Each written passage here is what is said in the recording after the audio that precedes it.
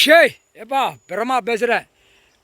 டெல்லியில் முதலமைச்சர் பெண்ணு அவள் வரமாட்டா. நீ அங்கேருந்தே தலையில் ஆட்டி தமிழ்நாடு வரைக்கும் இழுத்தே கொண்டு வா, சரியா? தலையில் உட்காந்து ஆட்டி. டெல்லி மகாராஷ்டிராவில் முதலமைச்சர், தமிழ்நாடு முதலமைச்சர் வாங்க வாங்க, நாங்கள் விரித்து உட்காந்துருக்கோம். 7 அமைச்சரை கூப்பிட்ருக்கான் தமிழ்நாட்டுக்குள்ளே. தமிழ்நாடு முதலமைச்சர் ஆந்திரா, கர்நாடகா, தெலுங்கானா, கேரளா எல்லா கலையும் கூப்பிட்டுருக்கான். வாங்க வாங்க, நம்ம விரிச்சிருக்கோம் 7 செம்மம். இன்னும் அடுத்த 7 செம்மத்தில் நம்ம ஆட்டிடுவோமான்னு பார்க்கான். இந்த செம்மத்தில் தலையில் உட்காந்து ஆட்டி அவன் டவுசர் லங்கோட வரைக்கும் உரி விட்டு நச்சிரு. இடையில அமைச்சர் பூரா 1-2 உருவான். ஐயையோ, தமிழ் மண், தாய் மண், தாய் இந்தியா நாடு, ஐயா அம்மா உட்காந்துருக்காங்க.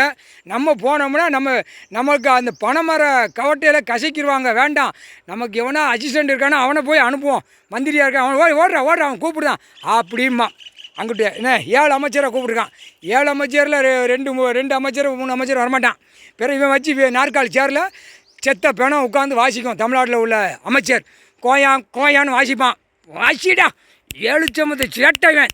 இந்த செம்மத்தில் வேணும் நச்சுக்கு கரைச்சி குடிச்சு கந்தல் குளம் ஆக்கிறாப்பா.